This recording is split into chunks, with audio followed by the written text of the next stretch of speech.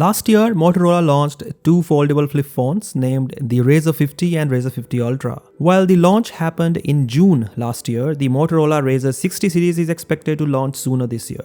And now we have our first look at the Motorola Razr 60 Ultra thanks to the official images of the phone which were shared by AndroidHeadlines.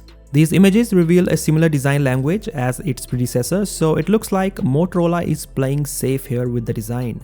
As we can see, the Motorola Razr 60 Ultra looks identical to the Razr 50 Ultra, so it has a similar large cover display and most likely the size will remain unchanged, so we expect a 4-inch cover display on this phone.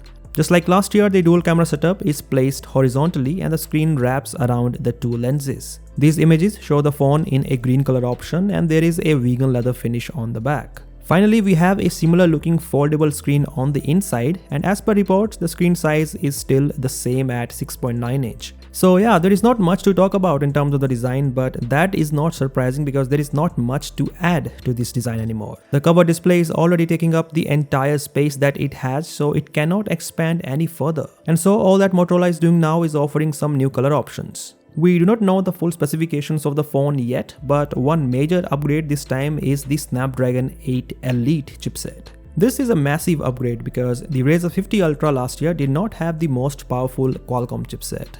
It had the Snapdragon 8S Gen 3 chipset instead of the Snapdragon 8 Gen 3. But this year Motorola is going to use the most powerful chipset that we have in the market right now. The battery size is reported to be the same as last year, that is 4000 mAh. And well, that's all we know about the Motorola Razr 60 Ultra so far. The phone is expected to launch earlier this time, so we may see the official launch happening as soon as March or April. Anyways, that is all about this video, and as always, I'll catch you in the next one.